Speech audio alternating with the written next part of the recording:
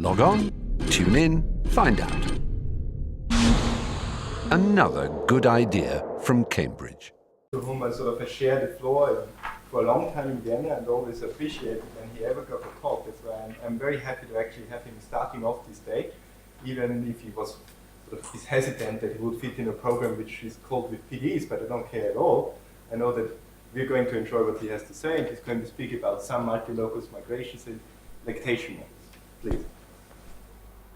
Clemens, thank you very much for this kind invitation. It's a pleasure, of course, to come to this place and talk about my research. So my research field is population genetics, and the title of my talk is on multilocus migration selection models, and I will explain in a few minutes in what this is about. Let me start with a little bit of background, because not all of you are very familiar with population genetics. In population genetics, we study how the genetic composition of a population changes if various evolutionary, genetic, ecological forces act on this population. And by genetic composition, we mean the probability distribution of alleles, or the frequency distributions of alleles and genotypes in this population. And the composition of a population, the genetic composition of a population, may be changed by reproduction, during which segregation occurs, selection, of course, mutation, recombination, mating, migration, and many other forces that are more specific and maybe less general. And population genetics simply is the field in which these mechanisms, their interactions, and their evolutionary consequences are investigated. And because Darwinian evolution is impossible without inheritance and without selection, population genetics essentially forms the cornerstone, or one of the main cornerstones, of evolutionary theory. The foundations of modern population genetics were laid by these three famous men, Ronald Fisher and J.B.S. Haldane, both British, and the American geneticist Sewall Wright, who tried and eventually also successfully could reconcile the Mendelian theory of inheritance with the Darwinian theory of selection, and that is what later formed the synthesis between Mendelism and Darwinism. And most of their groundbreaking and basic work was done in this time span, although Sewall Wright, who died only at the age of 99, published until about 1980. The groundbreaking work essentially was done in that period, and by 1935 it was established that Mendelian genetics is the theory that that supports that supports the theory of evolution by natural selection and can explain it, at least the most basic features. So, what was Mendel's prime achievement? Just for a very short time. It was the recognition of the particulate nature of inheritance. Now, these particles are called genes, and we know that these are more or less short stretches of DNA, and many genes code for proteins. These are so-called coding genes, but also parts of the DNA that do not code for proteins may have very important functions in regulation and other processes. And a gene may occur in different forms. they are called alleles. That was already the name given by Mendel, by the way. And in diploid organisms, each autosomal cell, each cell in the body, carries 2 copies of each gene. The allelic type may be different or the same, because one allelic type comes from the mother, the other allelic type comes from the father, and of course there may be tiny differences between these sequences that correspond to one gene. And Mendel recognized that in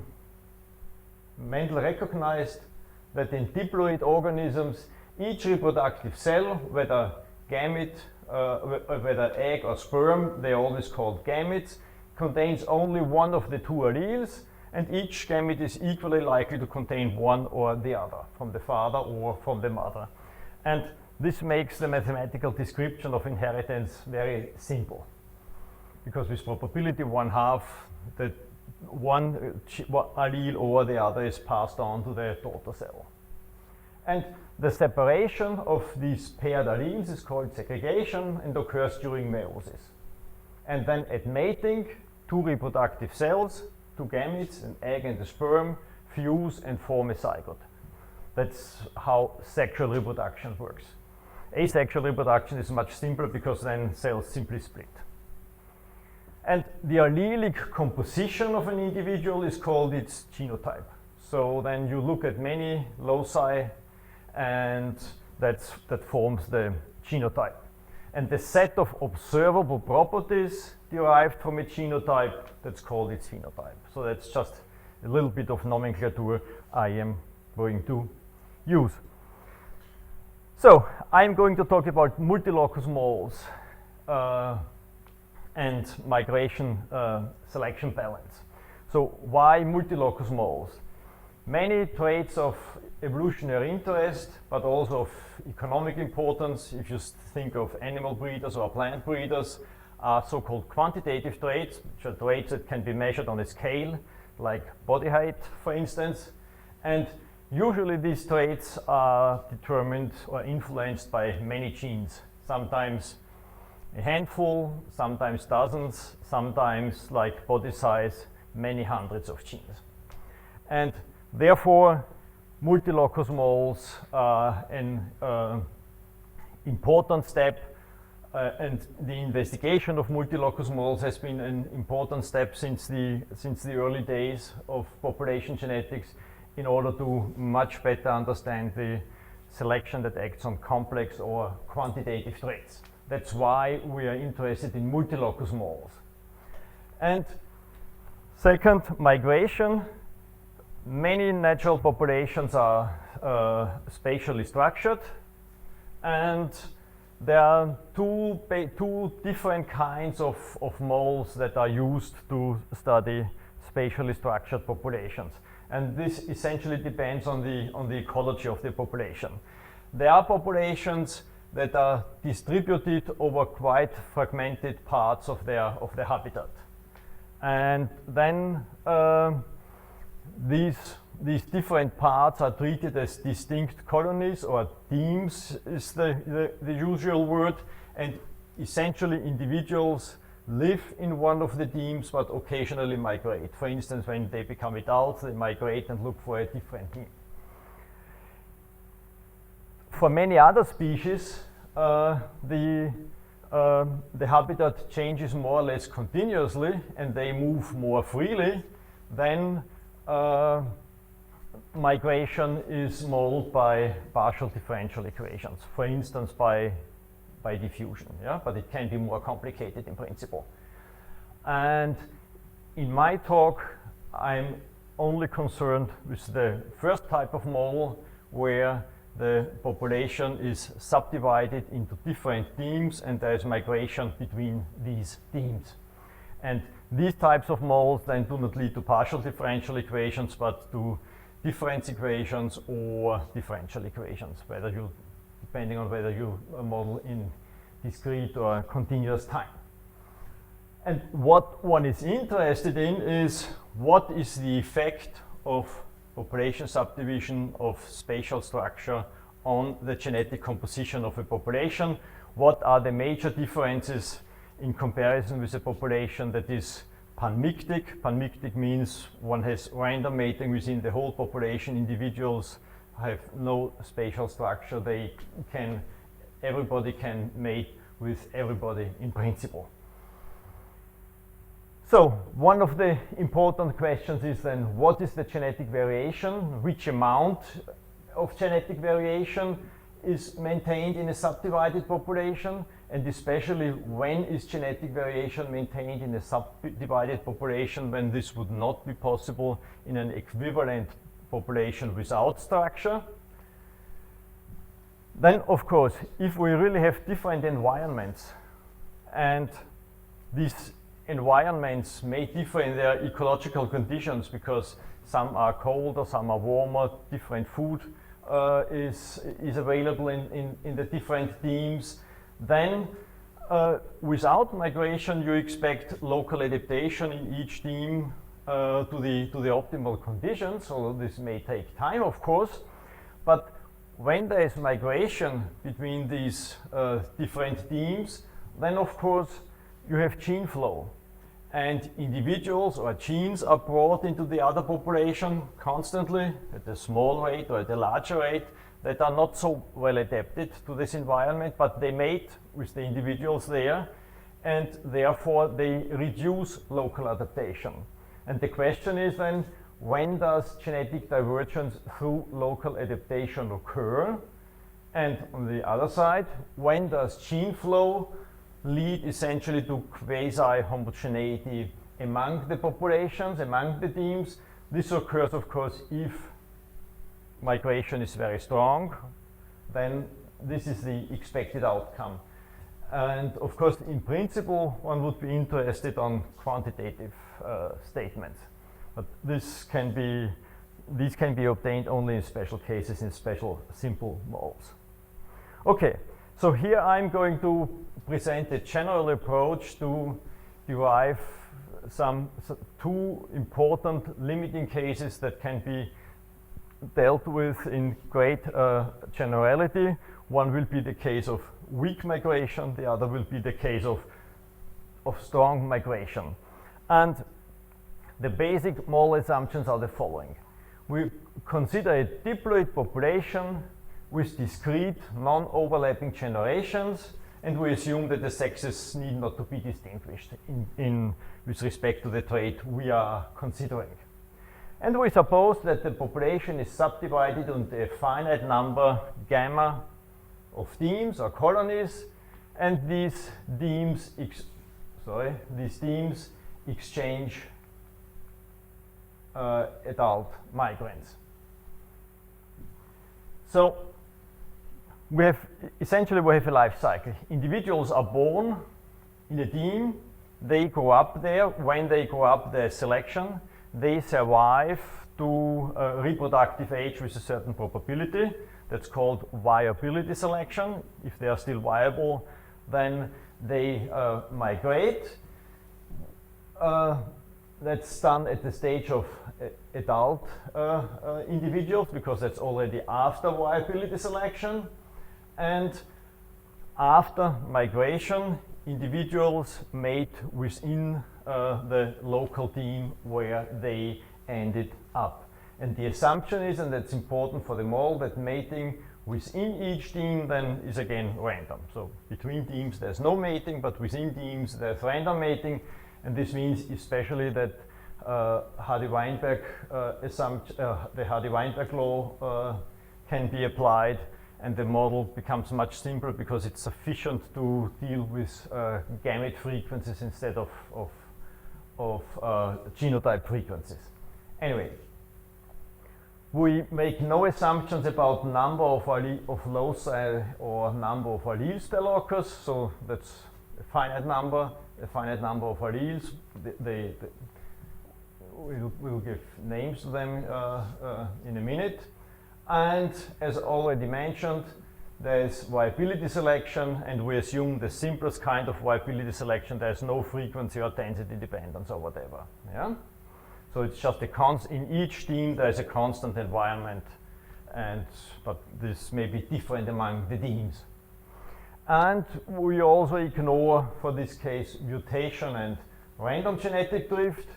We can ignore random genetic drift essentially when we assume that in each team the population size is large enough so that stochastic fluctuations play no role or almost no role, and we ignore mutation essentially because we assume that migration and selection are the stronger forces. We have a population with many types. All types that we're interested in are here, and we're studying what happens to the frequencies of these types as selection and migration go on. Of course, if one is really interested in long-term evolution, then one would also need to incorporate mutation, but that would make the complexity too big.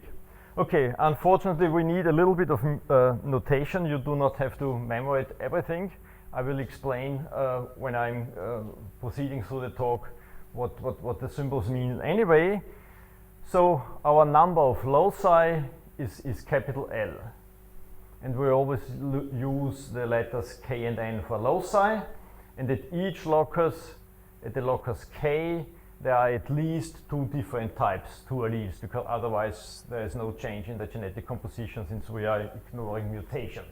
So the two interesting types are here, right, or at least two interesting alleles are here right from the beginning. And what is important, at each locus we have alleles. And these upper indices here, these superscripts in parentheses, are always locus superscripts, and the subscripts indicate the specific allele. So for instance, a gamete is a sequence of alleles at the different loci. That's locus 1, locus 2, locus L, and here that's allele number I1 at the first locus, I2 at the second locus, IL at the else locus. So why do I have the 1 here twice? Because for many purposes it is necessary to know from in which gamete this allele occurs. So gametes essentially then are indicated by multi-indices, and I have to know from which gamete this allele comes. Therefore I need the I sub 1, I sub 2, and it's not just sufficient to write here some kind of subscripts. So overall there are many gametes then, of course, because if only at each locus you have 2 alleles, you have a great number of gametes if you have 5 or 10 loci. And now we come to the state space on which everything takes place. That's essentially, if we consider a single deme, then it's just a probability simplex, because we're only interested in relative frequencies of the types. So we're interested in their probability distribution if you want. And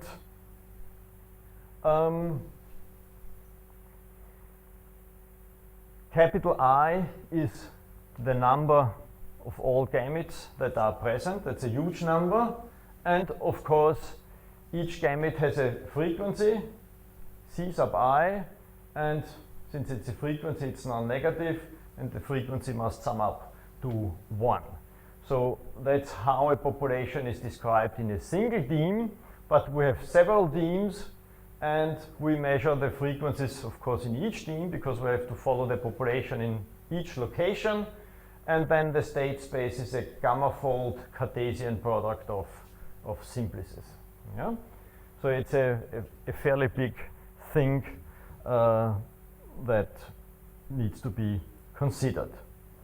Okay, what are we are going to study the genetic composition of the population. So what are the most important things? The first object is simply the frequency of a gamete in a deme. Frequencies are always denoted by little p's, and I is the gamete, and Greek letters alpha, beta always refer to space, to the deme. Yeah? So that's simply the frequency of gamete I in deme alpha. then of course sometimes we need the allele frequencies, or actually often. Then we have to say at which locus it occurs and what its actual index is. And the next thing is, very important stuff is the so-called linkage disequilibrium. What's that? I mean, we're interested in the joint probability distribution of these gametic frequencies. But the simplest objects and most interesting objects from some point of view are the frequencies of the single alleles. But of course that's not sufficient to describe the population. But you can describe the population in terms of allele frequencies and all kinds of associations. So if you have a probability distribution, then of course you can look at the single at the single random variables, and in that case just consider their frequency.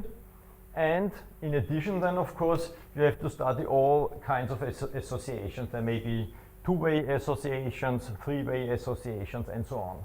And that's what's in population genetics called linkage disequilibrium. And that this occurs because sometimes alleles from different loci stick together on the same gamete with a higher frequency than is expected by chance. And of course selection introduces such linkage disequilibrium association, because selection favors certain combinations of alleles and disfavors other combinations, and this automatically leads to linkage disequilibrium. Therefore, for many purposes, it's extremely useful to study the population not only in terms of gamete frequencies, but instead of allele frequencies and all these linkage disequilibria. And finally, for selection, we have fitnesses. That's very simple. We assign simply to each genotype Ij its a fitness value, a viability, a probability of survival. And that, of course, is theme specific. And so selection acts on individuals, therefore on genotypes, but it's the genes itself that are passed on from one generation through the next. Okay, and then migration. That's very simple. What we need actually, is only the so-called backward migration rate. We denote by m alpha beta the probability that an adult that is already in dim alpha immigrated from dim beta. Yeah, so that's called the backward migration rate, because it measures this probability right after migration and then looks what's the probability that I came from dim beta, or an individual came from dim beta.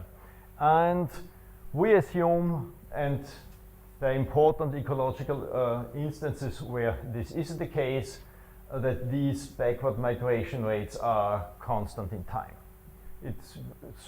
It occurs for the so-called case of soft selection, which would apply to almost all plants, for instance. And the mathematical assumption is that this backward migration matrix is primitive, and since that's a finite matrix, it's the same as ergodic, which means irreducible and aperiodic, or some power of m has strictly positive entries. And of course that's a stochastic matrix. And an important role is going to be played by the left eigenvector of this matrix, which is the role of a stationary distribution if one considers the associated Markov chain. And this stationary vector is going to be important because much of the averaging that is going to come will be with respect to this stationary distribution if there were only migration and nothing else. Yeah? If there were only migration and nothing else, then you would expect that eventually you get this stationary distribution mu. Okay, we still need a little bit more work on these linkage disequilibria because they play a central role in the process of recombination. So the point is that selection introduces such associations, but recombination breaks them up. And this has to be described in the moles. And so we have our set of loci L, and we take some non-trivial decomposition, or consider some non-trivial decomposition. So for instance, there are the two chromosomes, there are a number of loci, and in a simple case, this could be K, this could be N, and the C sub K designates the probability of reassociation of the genes at the loci in K, which are inherited from one parent, with the genes L in N from the other. So during meiosis, recombination occurs. So if that's the these are the parental chromosomes, one comes from the father, the other from the mother, then if a recombination event occurs, then such a crossover here occurs, and the probability that such an event occurs, such a reassociation between loci in K and loci in N occurs, is denoted by CK.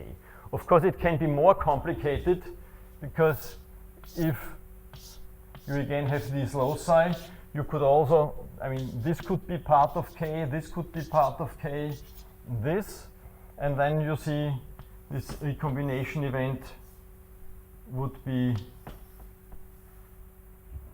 something much more complicated, yeah, and of course the other in the same way. Yeah, so there are many such recombination events are possible, and we make no assumption here which is more likely, which is less likely. They just CK is the probability of such an event. Of course, some events are much more likely than other events. And so in humans, for instance, but also in Drosophila, I guess the typical average number of recombination events per chromosome is on the order of 2 to 8.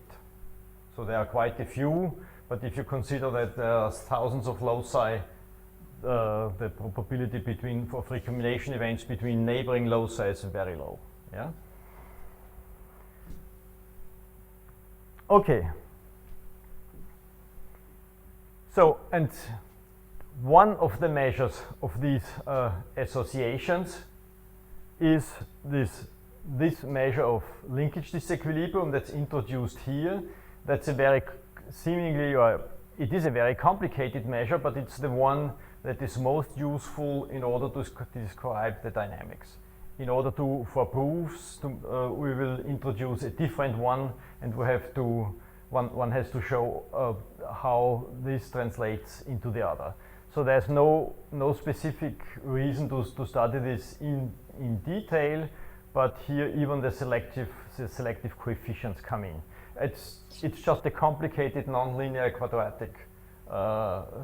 quadratic term, because what you see here is that, yeah, it's sufficient to recall it's quadratic, because here products of certain gamete frequencies occur. And now we come to the dynamics that describes our system. So as I already mentioned, the life cycle is okay, the life cycle here is selection, recombination, and migration, where the first recombination and then migration doesn't matter, because migration occurs during meiosis, and meiosis occurs within individuals, and whether it occurs before the individual migrates or after it migrates doesn't matter. Yeah, it occurs when the reproductive cells are produced. So, and because of this life cycle, the dynamics of gamete frequencies is given by these two equations. So let's start with this here. First is selection. Selection is described by this term here. So that's the frequency of the type before selection times its viability divided by the mean viability. Because since we're only interested in relative frequencies, selection is going to increase the relative frequency of a type if its fitness is higher than that of the average in the population. Yeah? And also recombination leads to this quite ugly term. I have no time to explain how this is derived. That's of course not a simple way, not a simple derivation, but it's standard. And after selection and recombination, so that's the frequency after selection and recombination, we have migration. And here you see now why we need the backward migration matrix, because we want to follow frequencies in demes from one generation to the next. So a prime always signifies next generation. I start in t, and next generation t plus 1 is a prime. So what's the frequency of I in deme alpha? Okay, if I have this type, I need to know from where it came, and it came from deme beta.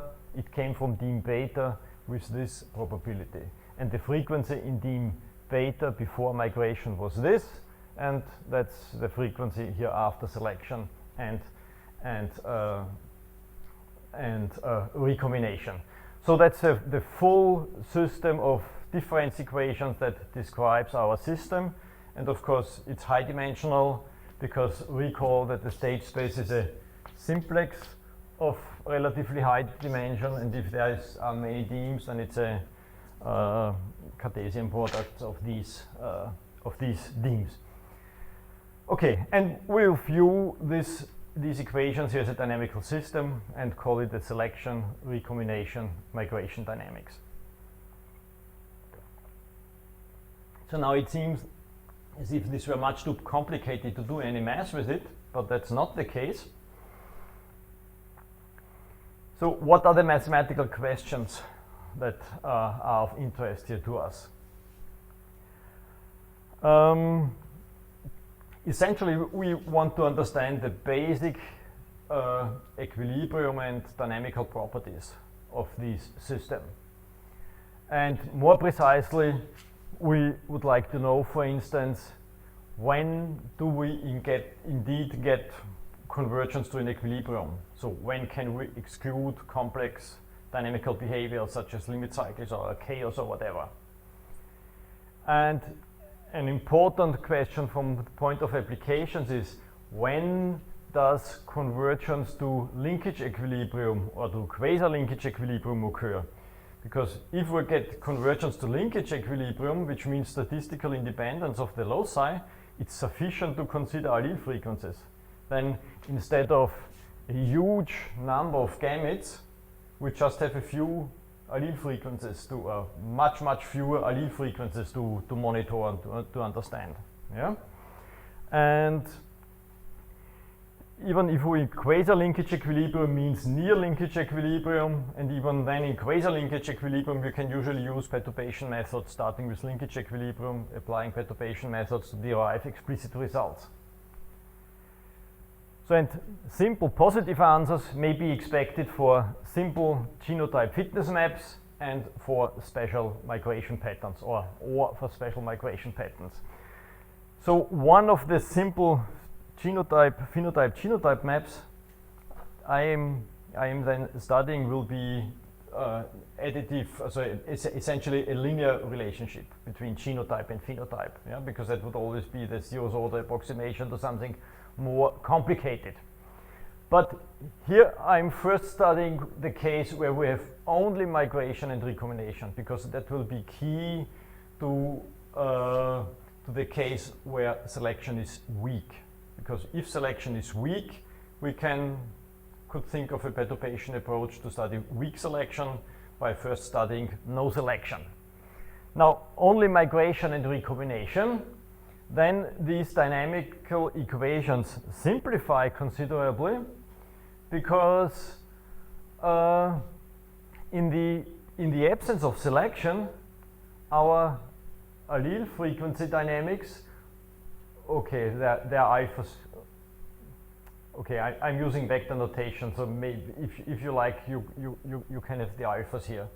But anyway, that's simply the frequency over all in all demes. That's a vector. Yeah. So the frequency after migration is then, or in the next generation, the migration matrix applied to pi minus di. Di is again a linkage disequilibrium, but because there's no selection, the gene frequency or the allele frequencies or gamete frequencies are not changed. And without selection, these linkage disequilibria simplify considerably. So here you already see how this is simplified. It's simply the probability or frequency of this gamete, and that's the product of, that's the product of these two chunks. So that's an obvious measure of association or deviation from association. There's no association, of course, if that's the same. Yeah. So if this is 0. Okay, and in order to treat this system, we will need some averaging, because what do we actually expect if we have only migration and recombination?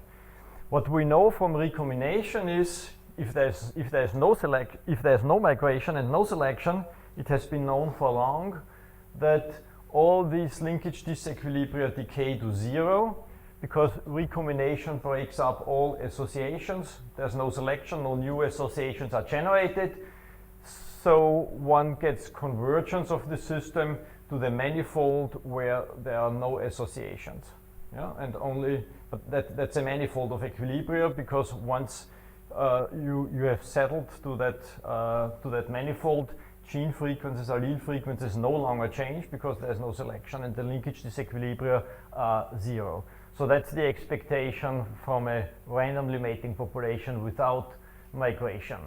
What do you expect for a population that has only migration and nothing else? You expect, of course, since the migration matrix is ergodic, that you converge to spatial homogeneity. Yeah?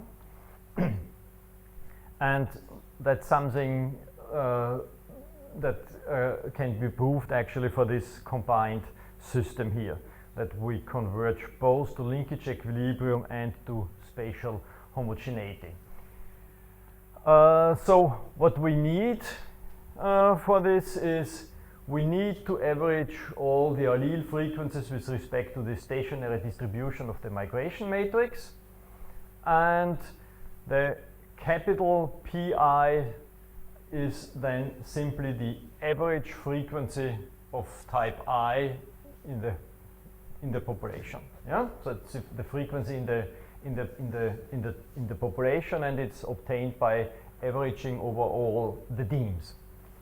Okay, and what will be important is, of course, then the deviation from this average frequency from the frequency in the deme to the average frequency. Yeah, we will show that these deviations decay to 0, and yeah, I guess and here is essentially the main theorem for this mole without selection, and that's central to everything that's going to come.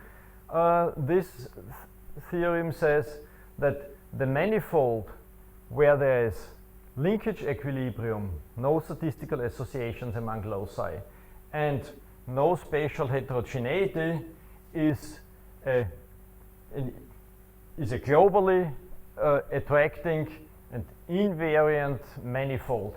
Every point on this manifold is an equilibrium point. That's easy. That's just 2 lines. The difficult thing is, of course, that it's globally attracting and it's occurring at a uniform geometric rate. That's essentially a consequence of the proof, and of course it's also invariant.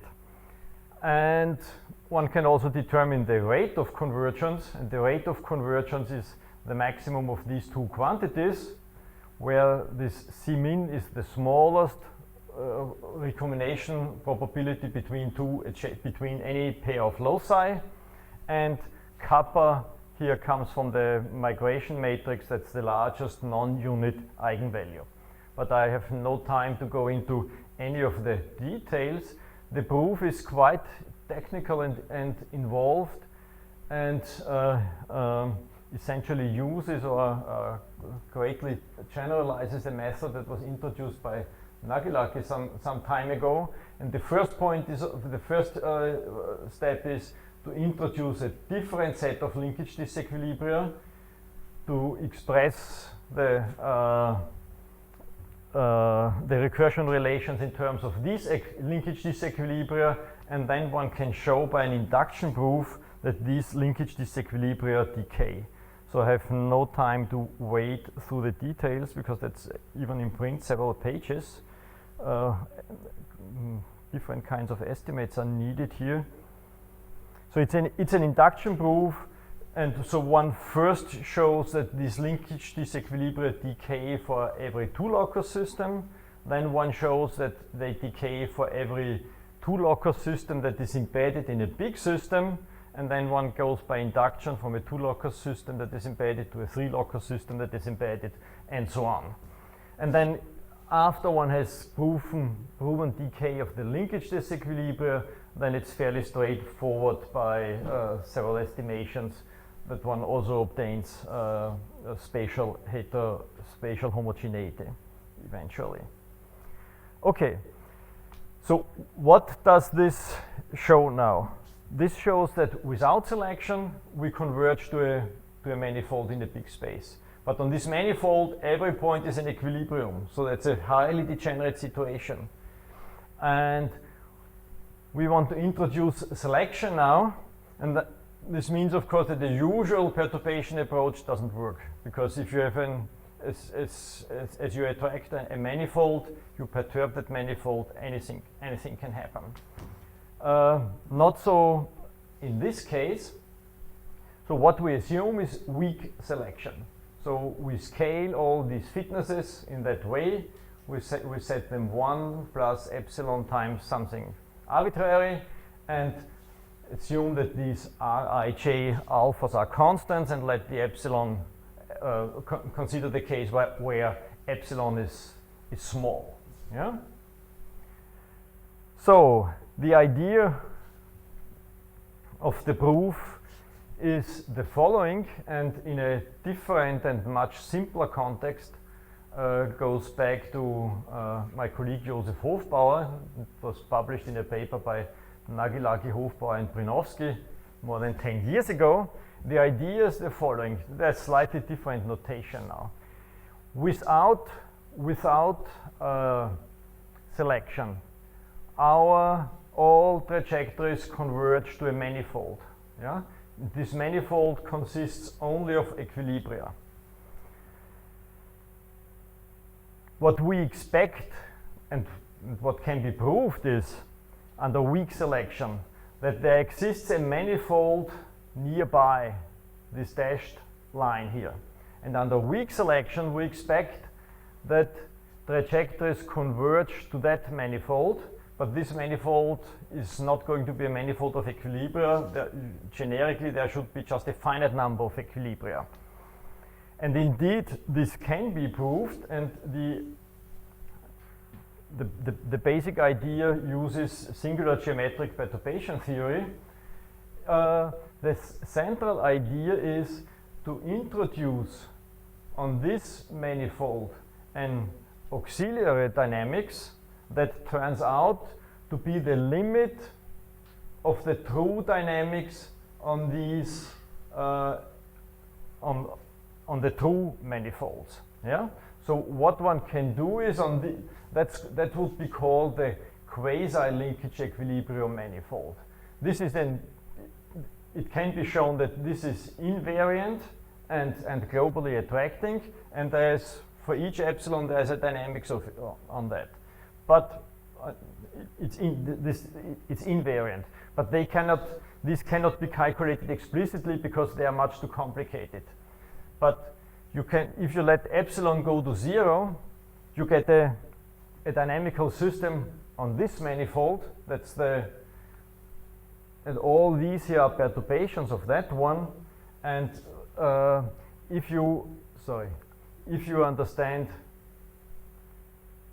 this dynamics, then you know what's going on these invariant manifolds where the system converges to.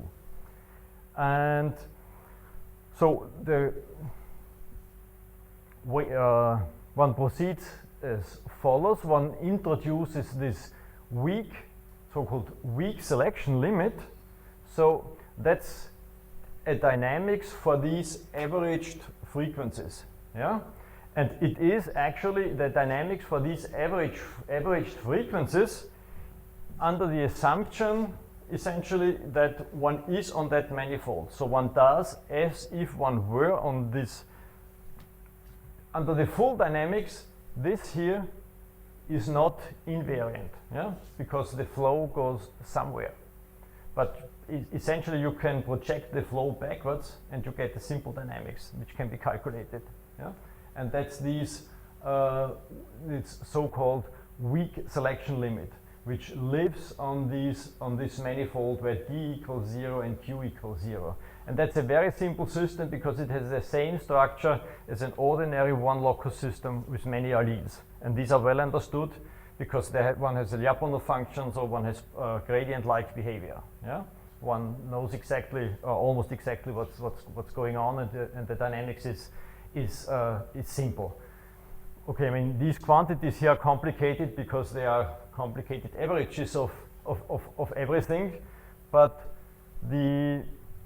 its properties are simple, so it lives on that manifold, and it's well understood because it is a generalized gradient system, so their mean fitness is the potential essentially. It's a non-Euclidean gradient because the state space is not Euclidean space but a simplex, or in this case it's a simplex, and one knows that equality here occurs only at the equilibria, and then one can infer, and this is essentially the main result that is applied here to this specific situation by Nagilaki, Hofbauer and Brynovsky. And what we obtain for our model is that under the assumption that in this weak selection limit all equilibria are hyperbolic, and one can prove that this holds generically if the epsilon is sufficiently small, then the set of equilibria on this dynamics contains only isolated points, and therefore the perturbation also contains only isolated points. So if this dynamics that we constructed contains as equilibria only isolated points, then the perturbation will contain only have only isolated equilibria. And stability, of course, will be here and here is the same, because the dynamics is in phase on these two manifolds. And then, of course, in the neighborhood of each equilibrium on our unperturbed manifold, there exists exactly one equilibrium in the perturbed case, and the stability properties are the same. Yeah? And as a further consequence, and that's something that cannot be obtained by local perturbation arguments, one can even prove that every solution of the full dynamics converges to one of the equilibrium points of the perturbed dynamics. So one gets, in fact, global convergence first to a neighborhood of to this manifold, and then on this manifold convergence to one of the finitely many equilibria. Okay, that's one of the perturbation results. For weak migration, one can prove another one that is conceptually much simpler because it's a regular perturbation result, not a singular perturbation result. And there are also some special cases like the Levine mole where there's also much migration and strong mixing where general convergence results can be proved. Okay, thank you.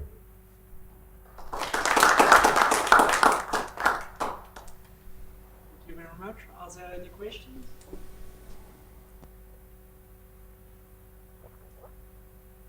I was wondering whether here you deal with the cases of weak selection or weak migration. Mm-hmm. Do you expect that for some cases you might actually observe some more complicated behaviors like limit cycles or something? Yes. Okay, so we know that even if there is no migration, so with only selection and recombination, if there are only two loci and two alleles at each locus, so that's a simple case, because then the state space is just the three-dimensional simplex, the tetraeder, then stable limit cycles can occur. That has been proved by Aiken and Hastings more than about 20 years ago. And this occurs, of course, in a parameter range where recombination and selection are about equally strong. And similarly, even if there is only a single locus and migration and selection, then there can also be limit cycles provided there are at least 3 alleles, and there can be unstable limit cycles for 2 alleles and 3 demes. There can be unstable limit cycles. No stable limit cycles because it's a quasi-monotone system still, but there can be unstable cycles. So in principle, if these forces are approximately equally strong, then complex behavior can occur. If one dominates the other, then usually one has simple behavior. And whether one studies the continuous time or the discrete time mole makes little difference in the complexity. So in all known cases, whenever there exist limit cycles or complex behavior for the discrete time system, then it also occurs for the corresponding continuous time system. Although in practice it's often simple to work with so if then one really deals with applications in concrete modes where you want to do calculations and calculate equilibria and stability, then usually the continuous time model is simpler, because all interaction terms, if you go to the limit, so if you get to the limit in continuous time, you have to rescale time, and you have to assume that all forces are weak in a certain sense. So in the limiting differential equations, many interaction terms vanish, and therefore it's simpler, much simpler to do the calculations. But usually the basic behavior is nearly the same. It's just it may be in a slightly different parameter range, but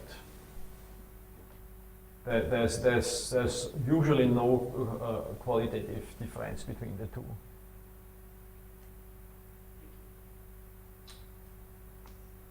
The recombination, what does it exactly mean that you say that the selection, if the selection is roughly about the same as the combination, then you get complicated behavior? How do you average the recombination? Yeah, so if one looks at the examples that were provided by Hastings and Aiken, then first of all they occur only in a small parameter range, in a quite small parameter range. And the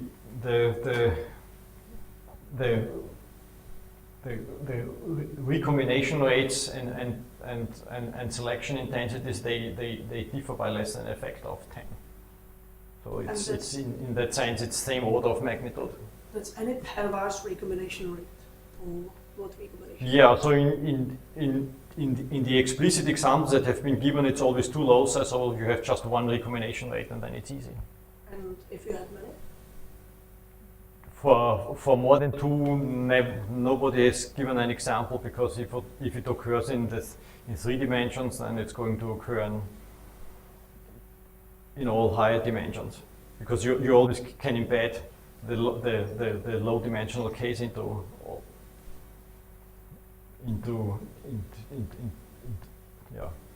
the more complicated modes. For instance, you can extend the 2 locus model to a 10 locus model by making all the other 8 loci neutral, and you still have the same behavior.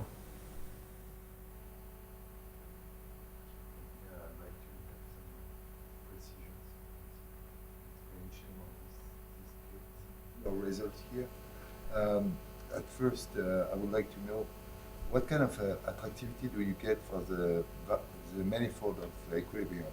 I mean, it's not exponentially attracting. Oh yes, it's exponentially attracting, and No, then when I mean that's yeah, but that's actually important that it's exponentially attracting, yeah, because yeah. Right.